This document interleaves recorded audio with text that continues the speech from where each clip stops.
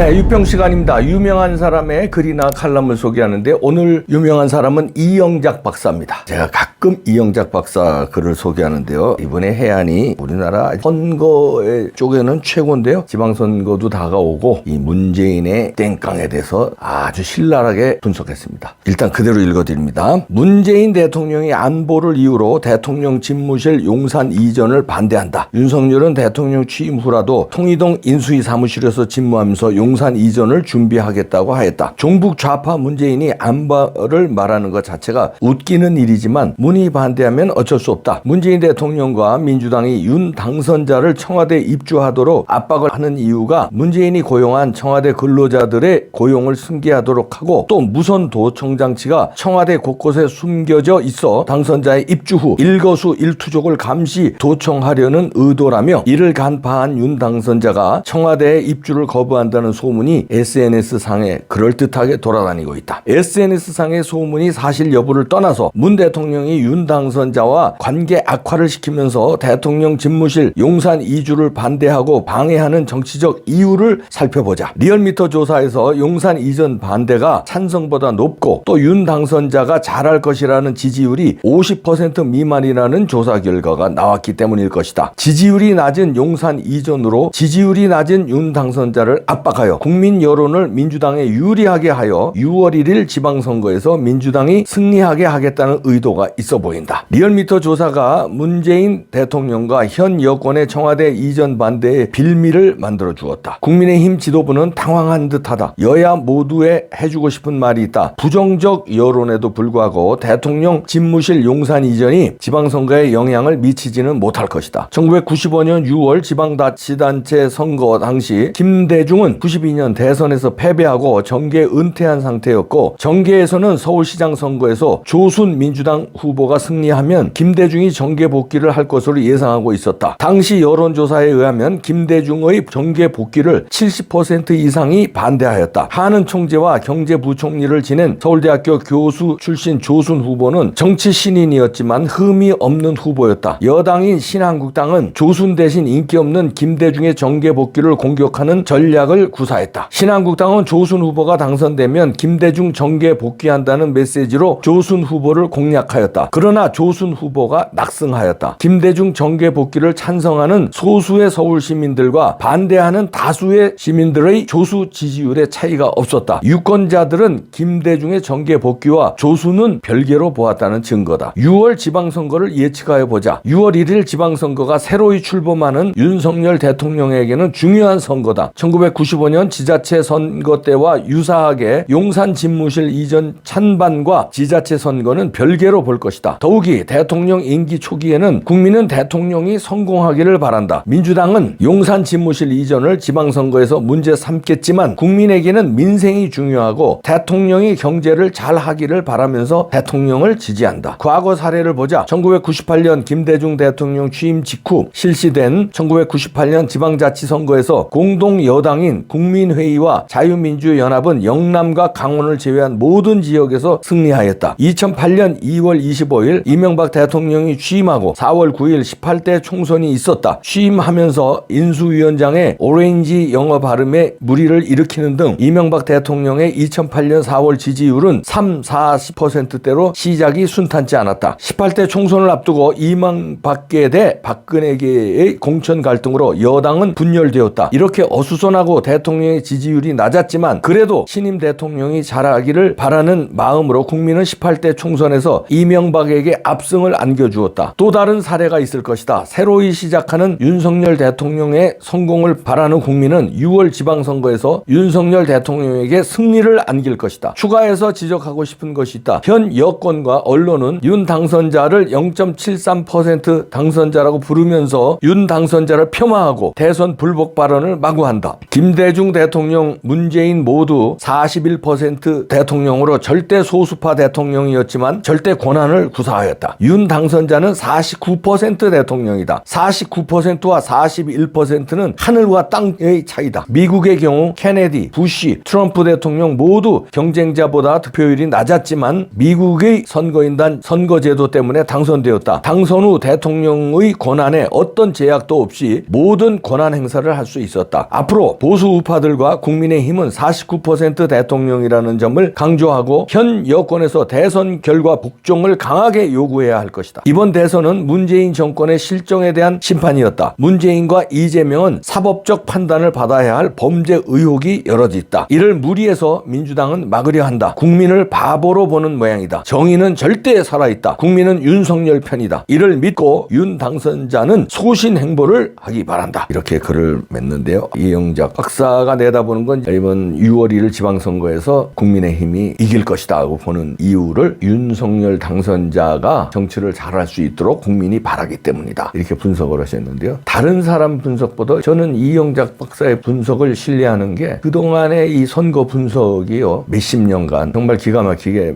맞았고 특히 DJ 때는 대통령을 만든 사람입니다. 원래 우파예요. DJ계한테 좀 실망했고 본격적으로 우파 발언을 하시다가 문재인 정부 초기에 저도 그렇지만 방송에서 나오시는 일이 없어졌죠. 이제 다시 좀 방송에도 나오실 수 있는 기회가 좀 됐으면 좋겠습니다. 이영작 박사의 특히 선거를 보는 분석, 해안은 우리나라 최고라고 해도 과언이 아닙니다. 그런데 자 6월 1일 지방선거 윤석열의 리더십을 국민들은 강화시켜 줄 것이다. 그래서 이길 것이다 그러는데 저는 이영작 박사의 분석을 존경하면서도 그건 이제 정상적인 행태라면은 이영작 박사 말이 100% 맞는데 이자들은요. 문재인 정부와 이 양정철, 이해찬 이런 사람들, 이근영 이런 사람들이 버티고 있는 한 한치의 방심을 해서는 안 됩니다. 뭐냐면 국민들은 그렇게 원하죠. 윤석열이 대통령이 됐으니까 걸림돌을 국민들이 제거하면서 지방선거에 승리하게 해서 정치를 잘할 수 있도록 힘을 주는데 그런데 부정선거를 한단 말이에요. 이놈들은.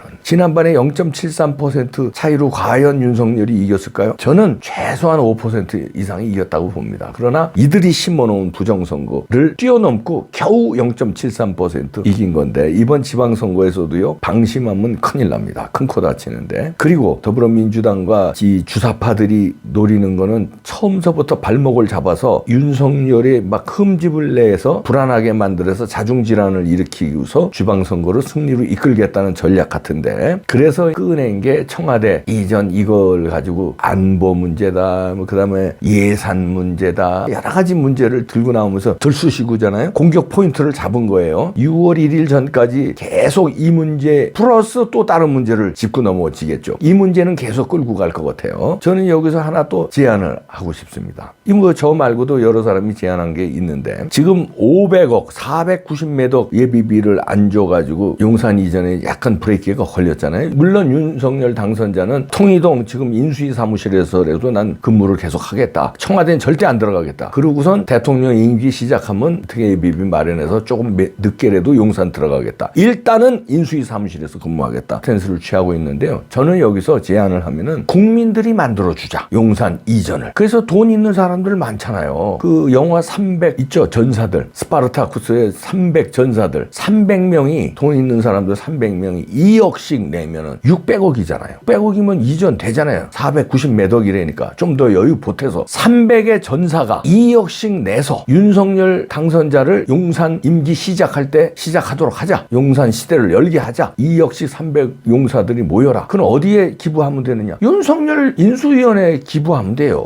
인수위원회에 찾아가서 난 이아무개요. 자, 용산 이전하는데 보태 쓰시오. 2억. 300명만 모으면은 아니 우리나라에 2억 낼 정도로 부자들이 보수 우파에 없습니까? 300명 아니라 3,000명도 있을걸요? 그러나 300명의 전사만 있으면 됩니다. 그 2억씩 그렇게 해서 빨리빨리 갖다가 인수위원회에 갖다 주십시오. 그러면 인수위원회는 일단 준비하세요. 왜냐면 2억씩 막 들어오고 있으니까 빚을 내서라도 해야지. 빚은 국민이 갚습니다. 일단 빚을 내서라도 이전 준비를 빨리빨리 하고 2억씩 매일 하루에 다 거칠 수도 있어요. 중소기업, 중견기업, 대기업은 여기에 돈 내기가 조금 걸쩍지근할 수도 있습니다. 중소기업, 중견기업들이 이름 없이 아주 알부자들이 있거든요. 2억은 그 사람들한테는 껌값이에요. 우리 예를 들어서 한 20만 원 쓰는 거나 마찬가지일걸? 2억은? 이봉규 한 20만 원 어디 기부하는 거나 중소기업, 중견기업 탄탄한 기업 기업들이 있어요. 발부자들. 그런 사람들이 2억은 진짜 껌값이에요. 그런데 국가 100년 대계를 위해서 용산 시대는요 의미가 다릅니다. 구중궁궐의 시대가 아니라 국민과 함께하는 백악관 스타일의 그 기자실이 1층, 3층이 대통령실, 그래서 기자들과도 매일 소통하고 그 앞엔 공원이 조성돼가지고 국민과 소통하고 그 옆에는 국방부가 있어서 지하 벙커로 연결돼서 안보 사항이 있을 때마다 지하 벙커에서 순식간에 1, 2분 내로 벙커에서 NSC를 열 수 있고 용산 시대는 여러 가지 의미가 있는 겁니다. 그런 100년 대계를 2억씩 못 낸단 말이에요. 300명이 없어요. 몇천억도 금방 거둘걸요. 시작하십시오. 바로바로 시작해서 인수위에서 무조건 간다. 용산으로. 돈 걱정하지 마시라. 달러빚을 우선 내서라도 필요한 돈들 계약하고 이삿짐 센터 계약이라든가 리모델링하는 업체 계약이라든가 그다음에 방탄 유리하는 업체 계약이라든가 빨리빨리 계약하세요. 계약은 뭐 예를 들어서 방탄 유리하는데 예를 드는 겁니다. 5억이 든다. 그럼 계약은 5천만 원만 주면 돼요. 우선 5억 다 주는 필요 없어요. 원래 계약이란 거 그런 거 아닙니까? 10% 이렇게 주는 거 아닙니까? 그래서 우선 인수위 돈으로 그걸 하세요. 선거 자금 만드는 것도 있잖아요. 그걸 우선 쏘고 그다음에 국민이 갚는다 이거예요.